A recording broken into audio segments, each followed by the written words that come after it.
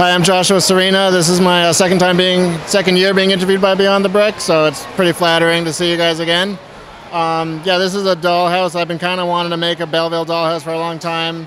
It's kind of based on my childhood home, but also a dollhouse that my grandmother had, where like every panel opens up, so you can really make like a realistic house instead of just having a dollhouse that's empty in the back. That's an awesome build. I love the concept of it, like Belleville and massive dollhouse. Just absolutely amazing. Yeah, thank you. People keep asking me how long it takes, and I kept saying it took 2 months, but I really don't remember how long it took. So now we are looking at, this is the front of the house, right? Yeah, this is the front of the house. Looks like he's looking at the boys' room right now. I tried to make the top bunk messy. It's a little hard. I don't think it is like super successful, but I haven't gone back to it. And I used the classic space tile to be a poster above his desk. Very nice, very nice. Now, I guess just kind of walk us through the remainder of the house. Maybe we can go back up to the attic? Sure. I'm just trying to track where he is. Yeah, this is like just like a classic crawl space. The entrance to the crawl space is over here. It goes into the artist studio. I'll just spin it around so we can do the attic all at once. I don't know if you can see it. Like I use life lights all throughout the place. So this is the top floor. It has like the little classic kind of hanging bulbs made out of the witch's crystal balls. Now, wiring model is always difficult. When it's bigger, it's a little bit easier, but it's still a challenge. How did you kind of figure out wiring for yourself? I had never done wiring before. I buried it all in the floors. So all the ceilings are actually like walls. They're snot built, so because I don't like seeing the hollow tubes on the bottom of things. So ended up being kind of easy to leave little channels open for the wires to go through. That's awesome. Sometimes in the walls, I'd have to use those. I don't know how you describe them. They're like pieces that have like a hollowed out piece. They're like like a 2x2 by. Like a panel? Yeah, like the panels, exactly, the panels. So I'd have to use like panels to hide wires too, because the walls are kind of thin. And then moving along? Yeah, sure. This would be like the rumpus room, like hobby room. This is the girls' train set. And you see here she has her own dollhouse inside the dollhouse. And then this is the bulkhead that goes down. And if you follow the camera down, you can see the staircase that leads up to the attic. The opening door. There's a microphone used for this door handle, but then all the other door handles are those little diamonds, so they make them look like the old glass door handles at old houses. At that scale, it works perfectly. It does, yeah. It ended up working pretty good.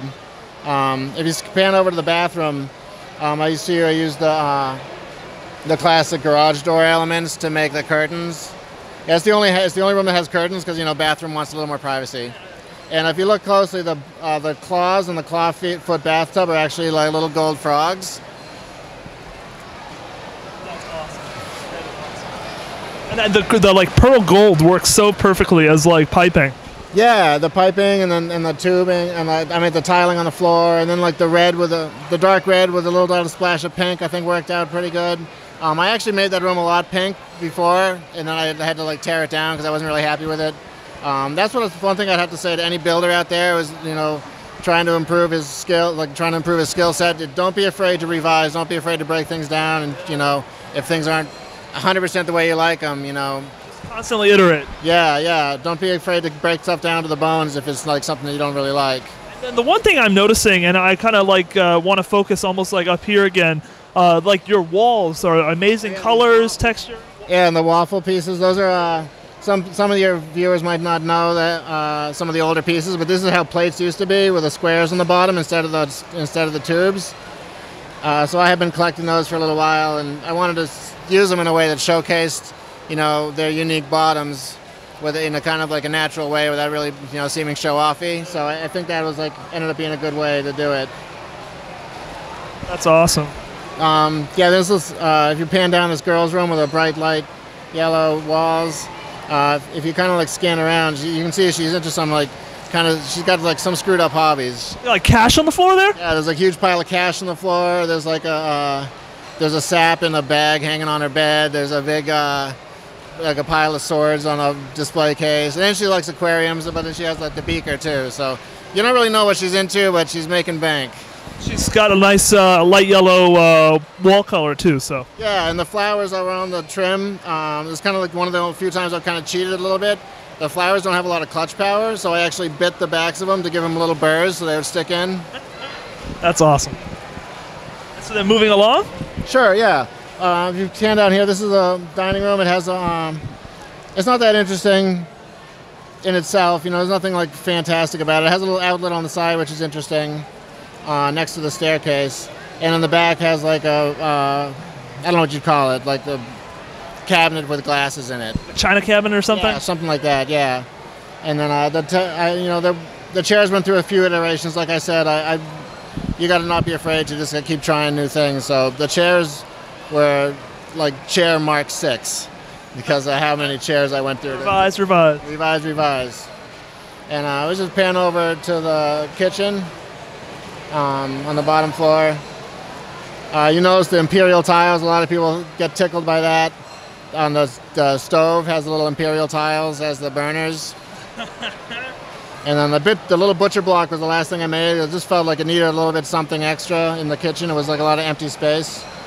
And then those are official 1x1 like little muffin tiles that came like. They made a lot of strides. They're kind of catching up to I feel like Lego's kind of responded to the private market and like kind of come out with their own versions of things that used to just be like a third party item. Yeah, this is a kind of a long interview because there's so much to look at in this build. There's a lot of awesome stuff to look at. So we have the other attic space over here that we were looking at earlier. It's really just a crawl space, you know, the Christmas tree up in the attic. Now, is this like a corpse or is that like a doll? It's just a doll, yeah. That's a little inappropriate, I'm sorry. It also lifts up because I have big hands and I want to be able to get into the hallway. When it like latches in too. Yeah, so I wanted to be able to reach into the hallway without knocking everything like crazy, so I made it so it hinged up. And if you actually pan up, you can see this is how all the ceilings are with the sideways building, so you don't see any of the tubes in the bottom of the panels. And I love the weight of it too. That's amazing. Yeah, the weight of it's not always amazing when you have to move it.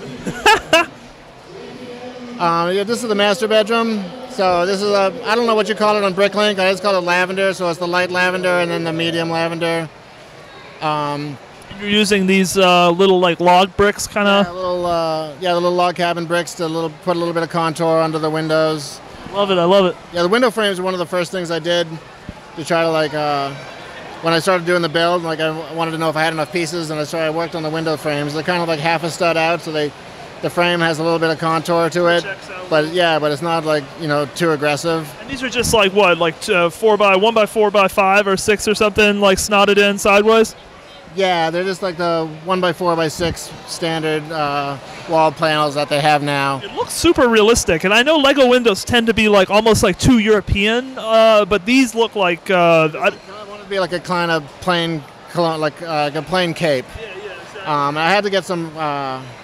These are 1x4x5s because of some of the window treatments. I wanted to be a little narrower, and they were a bear to find because they don't make them that way anymore. These are like what Legoland, like classic set days almost. Yeah.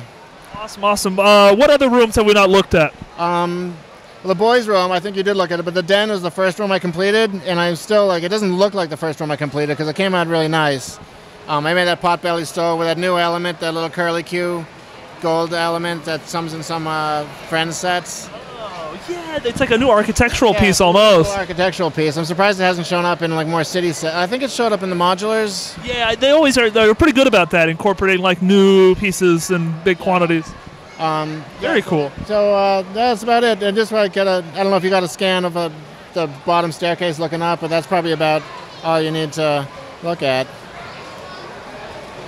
So very nice. The staircase is a little challenging. All the steps are a half stud offset, so it looks like they have a little bit of a lip. It works really well. And I love you have it on a Lazy Susan, right? Yeah, that was like, I wanted to be able to show people that, you know, that's a 360-degree build. I want to show the whole thing. So yeah, it was important. I had one already, and it was like made for an old CRT TV, so it was heavy duty enough to handle the dollhouse. Yeah. Thank you so much for sharing. I really appreciate it. Pay attention.